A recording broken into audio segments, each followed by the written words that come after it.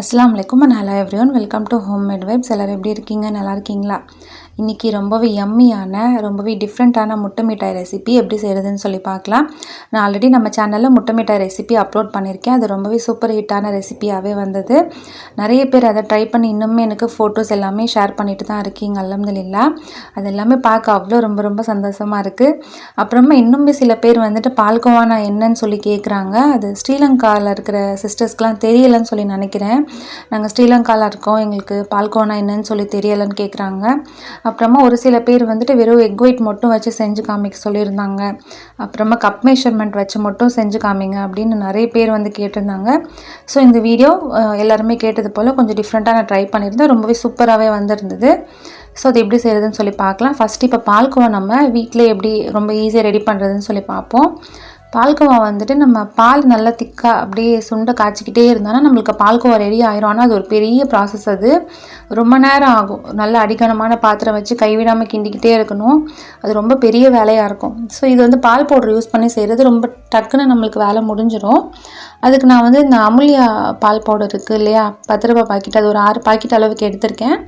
இன்றைக்கி வந்துட்டு ஒரு 1/4 கிலோ அளவில் மட்டும் நான் முட்டை மிட்டாய் வந்து செஞ்சு காமிக்க போகிறேன். அப்புறமா நிறைய ஹோம் பேக்கர்ஸ் எல்லாருமே நம்ம ப்ரௌனி ரெசிபி போல் இந்த முட்டை மிட்டாய் ரெசிபியுமே ஃபாலோ பண்ணி ரொம்பவே சூப்பர் ஹிட்டாக கிடைக்கிதுன்னு சொல்லி என்கிட்ட நிறைய பேர் வந்து மெசேஜ் பண்ணியிருந்தீங்க. அல்ஹம்துலில்லாஹ்.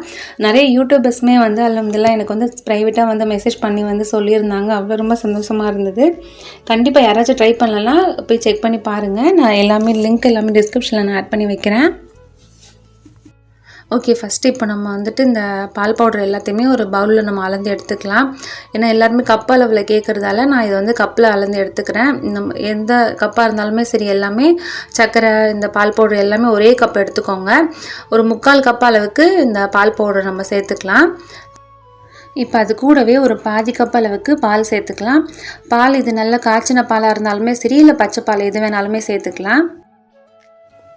நெக்ஸ்ட் இப்போ இதே கப்பால் ஒரு 1/4 கப் அளவுக்கு நெய் சேர்த்துக்கலாம். நிறைய பேர் என்கிட்ட என்ன நெய் யூஸ் பண்ணுறது, என்ன சாக்லேட் யூஸ் பண்ணுறதுன்னு சொல்லி கேட்டுகிட்டே இருக்கீங்க. சாக்லேட் நம்ம ப்ரௌனிக்கு உங்களுக்கு எந்த மாதிரியான சாக்லேட் விருப்பமோ பாருங்கள். நான் இப்போதைக்கு மாடே தான் யூஸ் பண்ணிகிட்ருக்கேன், நல்லாயிருக்கு. அப்புறம் நெய் வந்து ஜிஆர்பி நெய் தான் யூஸ் பண்ணுறேன். இது வீட்டுக்குமே சரி, நம்ம சேல்ஸ் பண்ணுறதுக்குமே சரி, ரொம்ப நல்ல வாசமாக நல்லாயிருக்கு.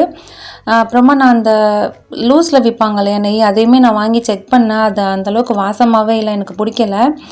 ஸோ நான் இந்த மாதிரி தான் யூஸ் பண்ணிகிட்டு இருக்கேன் இப்போதைக்கு. இதுவே நல்லா இருக்குது அல்ஹம்துலில்லாஹ். அவ்வளோதான். நம்ம இப்போ பால்கோவா செய்கிறதுக்கான பொருட்கள் எல்லாத்தையுமே இந்த கடையில் சேர்த்தாச்சு. இப்போ இதை லைட்டாக ஒரு மிக்ஸ் பண்ணிவிட்டு நம்ம இதை அடுப்பில் வச்சு கிண்ட வேண்டியது தான். இந்த பால்கோவா ரெசிபி ரொம்பவே ஈஸி தான். கண்டிப்பாக மேக்ஸிமம் நிறைய பேருக்கு தெரிஞ்சிருக்கும். இருந்தாலுமே லாஸ்ட்டாக நான் அப்லோட் பண்ணியிருந்த முட்டை மிட்டாய் வீடியோவுக்கு கீழே போய் பார்த்தீங்கன்னா தெரியும், அவ்வளோ நிறைய கமெண்ட்ஸ் இருந்தது பால்கோவானா என்னன்னு சொல்லிட்டு. ஸோ கண்டிப்பாக யாருக்காவது யூஸ் ஆகலாமேன்னு சொல்லி தான் நான் இதுவுமே ஷேர் பண்ணியிருக்கேன். அவ்வளோதான். இது லைட்டாக இந்த மாதிரி மிக்ஸ் பண்ணிவிட்டு நம்ம அடுப்பில் வச்சு கிண்டி எடுத்துடலாம். அப்புறமா இது வந்துட்டு ரொம்ப நேரத்துக்குமே போட்டு மிக்ஸ் பண்ணிகிட்டே இருக்கக்கூடாது. நம்ம அடுப்பில் வச்சுட்டு ஒரு 5 நிமிஷத்துலேயே நம்மளுக்கு ரெடி ஆயிரும்.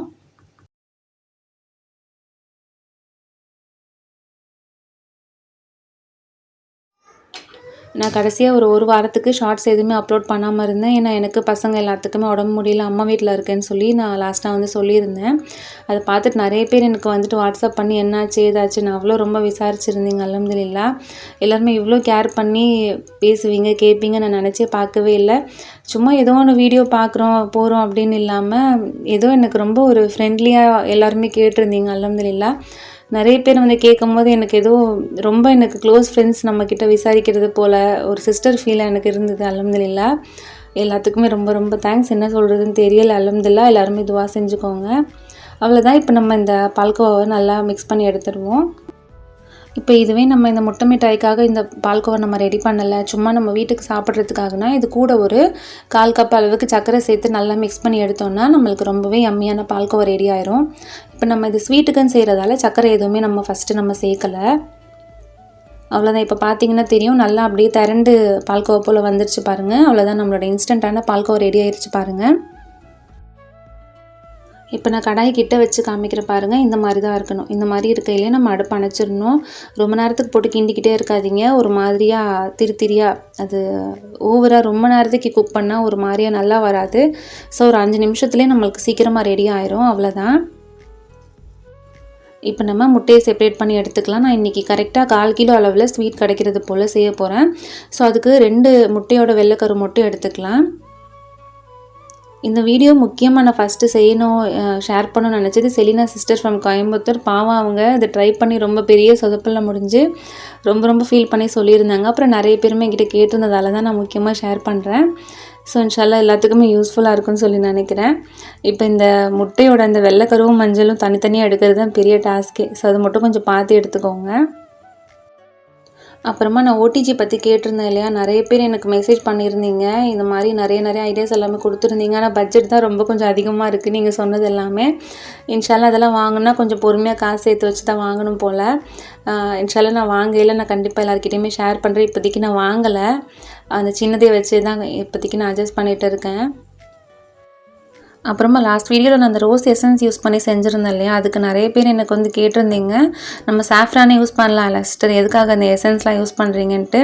நம்ம இந்த மாதிரி இந்த வெள்ளைக்கரு மட்டும் வச்சு செய்யும் போது, நம்ம சாஃப்ரான் யூஸ் பண்ணி செய்யும் போது அந்த முட்டையோட ஸ்மெல் எதுவுமே அடிக்காது. மஞ்சள் கருவோட சேர்த்து செய்யும் போது கண்டிப்பாக அந்த முட்டையோட ராஸ்மெல் வந்து இருந்துக்கிட்டே இருக்கும். அதனால தான் எசன்ஸ் யூஸ் பண்ணுறது. ஸோ நீங்கள் வேணால் ட்ரை பண்ணி பாருங்கள், உங்களுக்கு டிஃப்ரென்ஸ் தெரியும். அவ்வளோதான், ஒரு வழியாக இந்த முட்டையோட மஞ்சள் கருவும் வெள்ளையும் தனித்தனியாக பிரித்து எடுத்தாச்சு. இப்போ நம்ம பால்கோவா ரெடி பண்ணி வச்சுருந்தோம் இல்லையா, அதில் இந்த முட்டையோட வெள்ளைக்கரு 2 இது நம்ம வந்து சேர்த்துக்கலாம். பால்கோவா சூடாக இருக்கணும் ஆறி இருக்கணுன்ட்டுலாம் கிடையாது, நம்ம எப்படி இருந்தாலுமே பரவாயில்ல. ஒரு சிஸ்டர் வந்து கேட்டிருந்தாங்க, இது சூடாக அடுப்பில் வச்சு கிண்டும் போது முட்டை திரி ஆயிடாதான்ட்டு. அப்படிலாம் ஆகாது, நல்லா தான் வரும். நீங்கள் இந்த மாதிரி கம்மியான அளவுலேயே ஃபஸ்ட் டைம் நீங்கள் செய்யும் போது ட்ரை பண்ணி பாருங்கள். இப்போ இந்த பால்கோவா கூட இந்த முட்டையோட வெள்ளைக்கரு நல்லா இந்த மாதிரி சேர்த்து மிக்ஸ் பண்ணி எடுத்துக்கோங்க. இப்போ இதில் இதுக்கு தேவையான அளவுக்கு சர்க்கரை சேர்த்துக்கலாம். நம்ம எடுத்துருந்த கப்பில் 3/4 கப் அளவுக்கு சர்க்கரை சேர்த்துக்கலாம், சரியாக இருக்கும். இதுக்கு மேலவா சேர்த்துட்டிங்கன்னா தகட்டுறது போல் இருக்கும். இது சரியான அளவில் இருந்தது, ஸோ பார்த்து சேர்த்துக்கோங்க. சர்க்கரை சேர்த்துட்டு நல்லா இந்த மாதிரி ஒரு வாட்டி மிக்ஸ் பண்ணி எடுத்துக்கலாம். நான் இப்போ அடுப்பை வந்து ஆன் பண்ணாமல் தான் இது எல்லாத்தையுமே நான் மிக்ஸ் பண்ணிகிட்டு இருக்கேன். நெக்ஸ்ட் இப்போ இதில் நம்ம நெய் ஒரு 2 சின்ன கரண்டி அளவுக்கு சேர்த்துக்கலாம். நம்ம சட்னிக்கில் யூஸ் பண்ணுவோம் இல்லையா, சின்ன குழி கரண்டி, அதில் 2 கரண்டி அளவுக்கு சேர்த்துக்கலாம். இது அந்த பவுல் அளவுக்கு எடுத்தோம்னா ஒரு பாதி கப்பு கிட்ட வரும், அவ்வளோதான். ஏன்னா ரொம்ப கம்மியான அளவில் செய்கிறதால இந்த அளவுக்கு நெய்யே சரியாக இருக்கும். இப்போ நெய் சேர்த்துட்டு நல்லா ஒரு வாட்டி கலந்துட்டு நம்ம அடுப்பு ஆன் பண்ணிடலாம். இது லைட்டாக மிக்ஸ் பண்ணிவிட்டு நம்ம அடுப்பு ஆன் பண்ணி கிண்டையிலே வந்துட்டு அந்த பால்கோவா கெட்டியாக இருந்ததுன்னா அது எல்லாமே கரைஞ்சி வந்துடும். நெக்ஸ்ட் இப்போ ஒரு 10-12 பாதாம் எடுத்து லைட்டாக கொரன்னு பவுட்ரு பண்ணிட்டு வந்துடலாம். இது நம்ம கொஞ்சமாக தண்ணி ஊற்றி நம்ம பேஸ்ட் மாதிரியுமே அரைச்சிக்கலாம், இல்லைனா இந்த மாதிரியுமே நம்ம அரைச்சி எடுத்துக்கலாம். எதுக்காக இந்த மெத்தடில் நான் காமிக்கிறேன்னா, நிறைய பேர் என்கிட்ட வந்துட்டு மிக்ஸி ஜாரில் வந்து அரைப்பட மாட்டேங்குதுன்னு சொல்லிட்டு ரொம்ப தண்ணி ஊற்றி அரைச்சிட்டு அதுக்கப்புறமா அவங்களால பீஸ் போட முடியாமல் ரொம்ப ஃபீல் பண்ணி என்கிட்ட ஃபோட்டோஸ் எல்லாமே ஷேர் பண்ணியிருந்தாங்க. ஸோ அந்த மாதிரி உங்களுக்கு அரைச்சி எடுக்க முடியலைன்னா இந்த மாதிரி பவுடர் பண்ணிட்டு கூட நீங்கள் சேர்த்துக்கலாம். ஜஸ்ட்டு நம்மளுக்கு அந்த ஃப்ளேவர் வேணும், அவ்வளோதான். நான் இன்றைக்கி வெறும் பாதாம் மட்டும்தான் சேர்த்துருக்கேன். நான் லாஸ்ட் வீடியோவில் காமிச்சது போல் நீங்கள் பாதாம் முந்திரி 2மே நீங்கள் கலந்து கூட எடுத்துக்கலாம். இப்போ நான் வெறும் பவுடர் மட்டும்தான் சேர்த்துருக்கேன் பாருங்கள். சேர்த்துட்டு நல்லா இதை மிக்ஸ் பண்ணி எடுத்துக்கிடுவோம். இப்போ நம்ம இதில் சாஃப்ரான் சேர்த்துக்கலாம். இதுலேயுமே நம்ம வெறும் அந்த ரோஸ் எசன்ஸ் மட்டும் நம்ம சேர்த்து கூட செய்யலாம்னா, இது சாஃப்ரான் சேர்த்து செய்யும் போது இன்னுமே சம்மர் நல்லா ஃப்ளேவராக இருக்கும். இது ஒரு 6-7 புள்ளி அளவுக்கு சேர்த்துக்கிறேன். இதுவும் ரொம்ப ஒரேடியாக ரொம்ப போட்டு சேர்த்துட்டாலுமே ஒரு மாதிரி ரொம்ப அந்த ஃப்ளேவர் பயங்கரமாக இருக்கும். ஸோ பார்த்து சேர்த்துக்கோங்க. இந்த 1/4 கிலோ அளவுக்கு செய்கிறதுக்கு இந்த 6-7 புள்ளி அளவுக்கு நம்மளுக்கு சரியாக இருக்கும். அவ்வளோதான், நம்ம முட்டை மிட்டாய்க்கு தேவையான பொருட்கள் எல்லாத்தையுமே நம்ம சேர்த்துட்டோம். இது கூடவே ஒரு பிஞ்ச் அளவுக்கு கொஞ்சோண்டு உப்பு மட்டும் சேர்த்துக்கோங்க. நான் அதை சேர்த்துருந்தேன், வீடியோவில் மிஸ் ஆயிடுச்சு. அவ்வளோதான், இது எல்லாத்தையுமே நல்லா மிக்ஸ் பண்ணி எடுக்கையில் கொஞ்சம் திக்காகும். திக்காகையில் நம்ம இதை பேக் பண்ண வச்சுருவோம். நான் லாஸ்ட் வீடியோவில் ரொம்ப தெளிவாகவே நான் வந்து சொல்லியிருந்தேன், 180 டிகிரியில் நம்ம ஒரு 30 நிமிஷத்துக்கு பேக் பண்ணி எடுக்கணுன்ட்டு. இருந்தாலுமே கமெண்ட்டில் நிறைய பேர் என்கிட்ட கேட்டுகிட்டே இருந்தீங்க. நீங்கள் வீடியோ ஃபுல்லாக பார்த்தீங்கனாலே உங்களுக்கு எல்லா டவுட்டுமே வந்து கிளியர் ஆயிரும். இப்போ பார்த்தீங்கன்னா தெரியும், கொஞ்சம் நல்லா திக்காயிருச்சு பாருங்கள். ஃபஸ்ட்டு கொஞ்சம் தண்ணியாக இருந்தது லைட்டாக, இப்போ நல்லா திக்காயிருச்சு. இந்த ஸ்டேஜில் நம்ம அடுப்பு அணைச்சிடலாம். இப்போ இடையிலே நம்ம டிகே கிளாஸ் பற்றி பார்த்துருவோம். என்கிட்ட நிறைய பேர் வந்துட்டு கேக் கிளாஸ் ஏதாவது எடுக்கிறீங்களான்னு சொல்லி கேட்டுகிட்டே இருந்தீங்க இல்லையா? இந்த கிளாஸ் யார் எடுக்கிறதுன்னு பார்த்தீங்கன்னா குணவதி சிஸ்டர் ஃப்ரம் சென்னை. இந்த கிளாஸ் எப்போ ஸ்டார்ட் ஆகுதுன்னா March 27லேருந்து ஸ்டார்ட் ஆகுது. ஃபீஸ் வந்து 999 தமிழ் லாங்குவேஜ் தான். இது ப்ரீ ரெக்கார்டட் கிளாஸ். டீ கேக்கில் இத்தனை வெரைட்டிஸ் இருக்கான்னு ரொம்பவே எனக்கு ஆச்சரியமாக இருந்தது. A to Z ஃபுல்லுமே இவங்க கவர் பண்ணிடுவாங்க.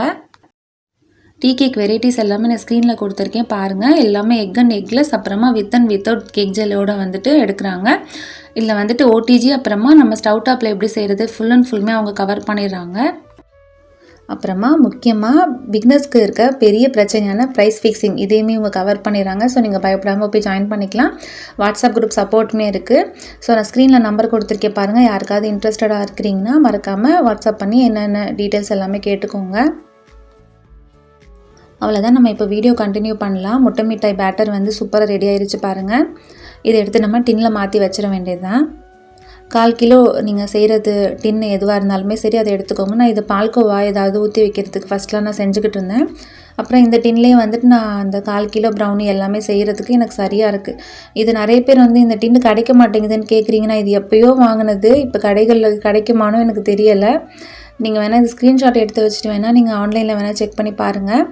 இப்போ இந்த டின்னில் கொஞ்சமாக நெய் தடவிட்டு இது மேலே கொஞ்சமாக நம்ம மாவு டஸ்ட் பண்ணிவிட்டு இந்த பேட்டர் நம்ம சேர்த்துக்கலாம். நம்ம இதுக்கு பதிலாக இந்த பேக்கிங் பேப்பர் அந்த ஷீட் ஏதாவது கூட வச்சுக்கலாம். ஆனால் இந்த மாதிரி ஈஸியாக எடுக்க வர மோல்டுலலாம் இருந்ததுன்னா நம்ம இதை மாதிரி மாவு டஸ்ட் பண்ணி நம்ம வச்சுக்கலாம். நம்மளுக்கு ஈஸியாக எடுக்க வந்துடும். இதே ரொம்ப நீட்டமான டின்னாக இருந்ததுன்னா நம்ம அந்த மாதிரி ஷீட் ஏதாவது வச்சா தான் நம்மளுக்கு அழகாக எடுக்க வரும்.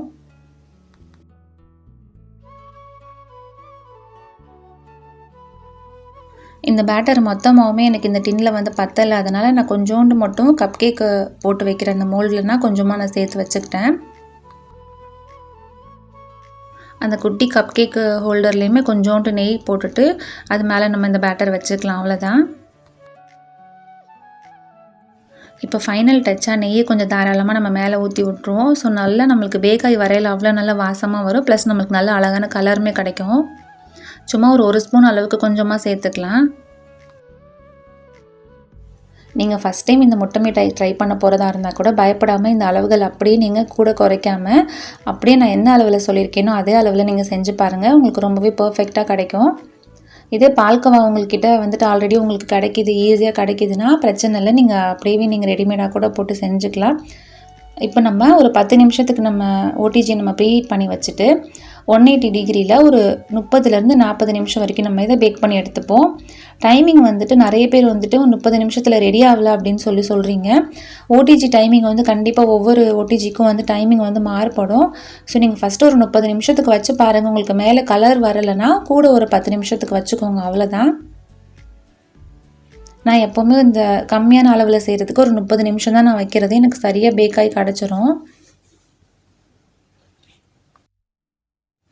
ஏன்னா என்கிட்ட ஒரு சிஸ்டர் வந்துட்டு மெசேஜ் பண்ணி கேட்டிருந்தாங்க. எப்போவுமே வீடியோவில் சொல்கிறத விட எங்களுக்கு டைம் வந்து அதிகமாக தான் ஆகுது பேக் ஆகிறதுக்குன்ட்டு. அவங்களது ரொம்ப பெரிய ஓடிஜின்னு வர சொல்லியிருந்தாங்க. ஸோ எனக்கு தெரியலை, ஒவ்வொரு ஓடிஜி வந்து டைமிங் கண்டிப்பாக மாறுபடும். ஸோ நீங்கள் அதுக்கேற்ற மாதிரி வச்சு பார்த்து எடுத்துக்கோங்க.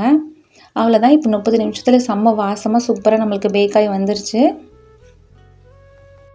அப்புறம் முக்கியமாக நீங்கள் வந்துட்டு ஓவர் பேக்குமே பண்ணிடாதீங்க. அப்புறம் உங்களுக்கு பீஸ் போட வராது, ஒரு மாதிரி கருகுனது போல் இருக்கும் மேலே பார்க்குறதுக்கு, அவ்வளோவா நல்லா இருக்காது. ஸோ இந்த டைமிங் மட்டும் நீங்கள் ஆரம்பத்தில் செய்யும்போது கொஞ்சம் உங்களுக்கு குழப்பமாக இருக்கும். ஒரு வாட்டி உங்களுக்கு தெரிஞ்சிருச்சுன்னா அவ்வளோதான், நீங்கள் அந்த டைமிங்கே நீங்கள் ஃபிக்ஸ் பண்ணிக்கோங்க. அப்புறமா இது நம்ம எப்படி பேக் ஆயிடுச்சுன்னு பார்க்குறதுனா, ஒரு கத்தி இல்லைனா ஒரு குச்சி வச்சுட்டு அது உள்ளக்க நம்ம இன்சர்ட் பண்ணி பார்த்தோன்னா அதில் பிசு பிசுன்னு வந்துட்டு அந்த பேட்டர் எதுவுமே ஒட்டாதனால அழகாக க்ளீனாக வரும். அவ்வளோதான் நம்மளுக்கு பேக் ஆயிடுச்சுன்ட்டு அர்த்தம். மேலே கலரே பாருங்கள், ரொம்பவே நல்லா அழகான கலரோட ரொம்பவே டிஃப்ரெண்ட்டாக சூப்பராக இருக்குது.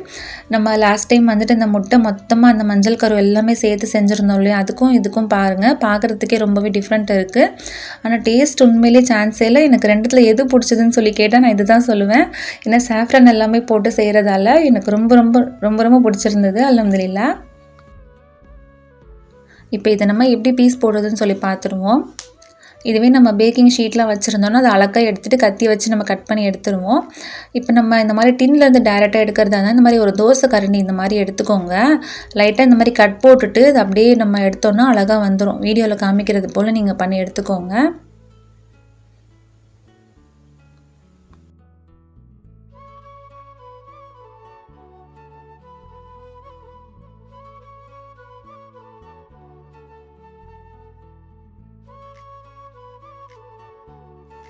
அவ்வளோதான் பாருங்கள், ரொம்பவே அழகாக எடுக்க வந்துருச்சு. சூப்பராக அழகாக பீஸ் போட்டு வந்துருச்சு பாருங்கள். ஸோ நீங்கள் சொல்லியிருக்கிற அளவுகள் எல்லாமே இதே போல் இன்ஷால்லா கண்டிப்பாக ட்ரை பண்ணி பாருங்கள். எவ்வளோ சாஃப்டாக இருக்குன்ட்டு வீடியோவில் பார்க்கும்போதே உங்களுக்கு தெரியும். ரொம்ப ரொம்ப சூப்பர் சாஃப்டாக இருந்தது. நான் இது பேக் பண்ணையில் வந்துட்டு நோன்பு ஒன்றும் திறக்கலை. ஸோ நான் இதை ஜஸ்ட்டு நான் வெறும் கட் பண்ணி மட்டும் காமிச்சிட்டு இருந்தேன் வீடியோவை கம்ப்ளீட் பண்ணுங்கிறதுக்காக. அவ்வளோ நல்ல வாசமாக இருந்தது. அல்ஹம்துலில்லாஹ். கண்டிப்பாக எல்லாருமே இது கண்டிப்பாக ட்ரை பண்ணி பாருங்கள். இன்ஷா அல்லாஹ் ரொம்பவே சூப்பராக வரும். அப்புறமா இந்த வீடியோவில் ஏதாவது டவுட் இருந்ததுன்னா ப்ளீஸ் கண்டிப்பாக எனக்கு கமெண்ட்லேயே வந்து கேளுங்க. ஏன்னா இப்போ நோன்பு நேரம் இல்லையா, அதனால இன்ஷா அல்லாஹ் கொஞ்சம் தொழுகிறது ஓதுறது உங்களுக்கே தெரியும், நம்மளுக்கு வேலைகளே சரியாக இருக்கும் இல்லையா. ஸோ வாட்ஸ்அப்லேயுமே ஒரே மெசேஜ் தான் கேட்குறீங்க. அப்புறமா ஒரு சில பேர் சொல்கிறேன், நான் கமெண்ட்லேயே ஒரே மெசேஜ் தான் வருது. ஸோ எனக்கு கரெக்டாக ரிப்ளை பண்ணாமல் இருந்தாலுமே கஷ்டமாக இருக்குது. புரிஞ்சுப்பீங்கன்னு நினைக்கிறேன். இன்ஷா அல்லாஹ் எனக்கு கமெண்ட்டில் எந்த டவுட்னாலுமே கேளுங்க. நான் எல்லா டவுட்டுமே இன்ஷா அல்லாஹ் நான் வந்து கிளியர் பண்ண ட்ரை பண்ணுறேன். மேக்ஸிமம் நீங்கள் வீடியோ ஃபுல்லாக பார்த்தாலே உங்களுக்கு எந்த டவுட்டுமே வராது. உங்களுக்கு எல்லாமே கிளியர் ஆகிருக்கும்னு நினைக்கிறேன். அவ்வளோதான், இதோட இந்த வீடியோ நான் முடிச்சுக்கிறேன். இந்த வீடியோ உங்கள் எல்லாத்துக்குமே ரொம்பவே பிடிச்சிருக்குன்னு நினைக்கிறேன். யூஸ்ஃபுல்லாக இருந்தால் மறக்காமல் லைக் பண்ணிக்கோங்க. உங்கள் ஃப்ரெண்ட்ஸ் அண்ட் ஃபேமிலிக்குமே ஷேர் பண்ணுங்கள். இந்த முட்டை மிட்டாய் இன்ஷா அல்லாஹ் ட்ரை பண்ணி பார்த்துட்டு அந்த பிக்சர்ஸ் எல்லாமே என்கிட்ட வழக்கம் போல் வாட்ஸ்அப்பில் ஷேர் பண்ணிக்கோங்க.